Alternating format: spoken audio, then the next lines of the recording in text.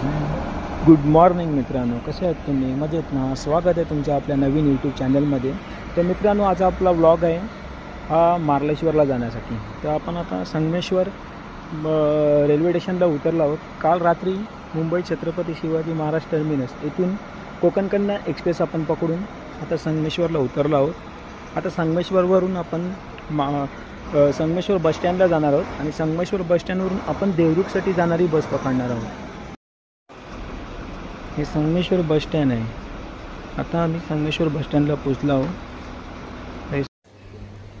संगमेश्वरवरून आता आपण देवरुखला जाणारी एस.टी. पकडली आहे आणि देवरुखचा प्रवास हा बसमधून आपला चालू आहे.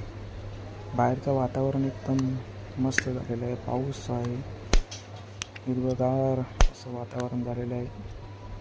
इथून आपण आता देवरुखला जाणार.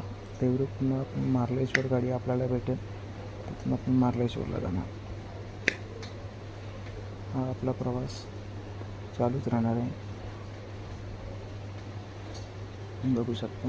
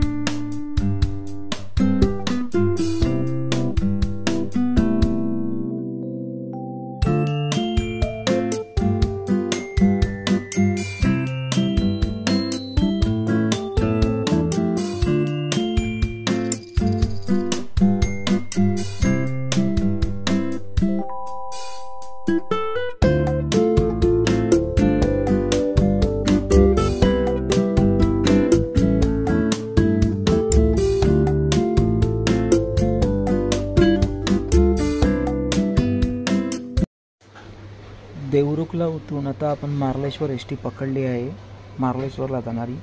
सकाळी 9 वाजता ही देवरुखवरून मार्लेश्वरला जाण्यासाठी पहिली एस.टी. आहे, ती आपण आता पकडली आहे. तर ही एस.टी. मार्लेश्वरला जाणार.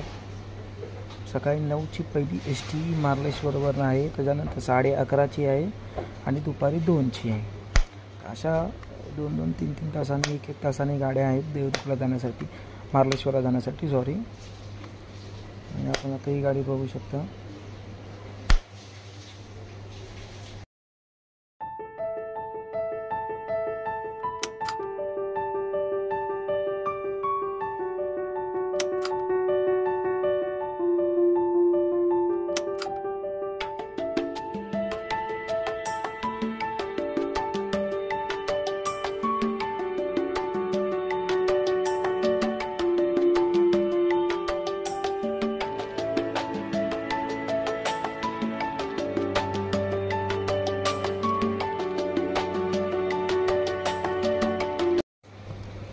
तर मित्रांनो, आता आपण मार्लेश्वरला उतरलो आहोत.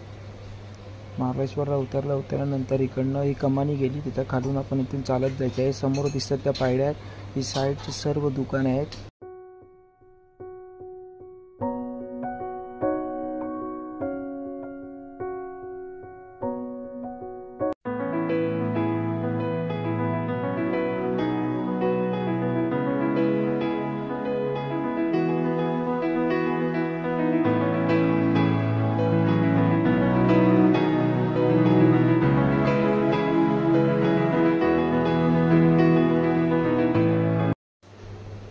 तर मित्रांनो, आता आपण वरती जायला सुरुवात केली आहे. हा सोबत आपला मित्र आहे.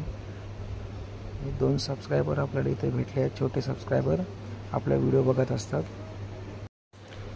मार्लेश्वरला उतरल्यानंतर तुम्हाला इथे अनेक छोटी मोठी दुकानं दिसतील. या दुकानामध्ये नाश्ता, जेवण, चाय, कॉफी असं सर्व प्रकार तुम्हाला इथे मिळेल. तर मित्रांनो, फायनली आपलं दर्शन झालेलं आहे आणि निसर्ग एकदम मस्त वाटत आहे. वातावरण बघा तुम्ही, भारी वाटत आहे. प्रचंड धबधबे प्रभावित झालेले आहेत. अनेक धबधबे भेटतात, मस्त वाटतात तसे. इकडनं गुफा आहे, ही बघू शकता. गुफा आतमध्ये झाला आहे इकडनं.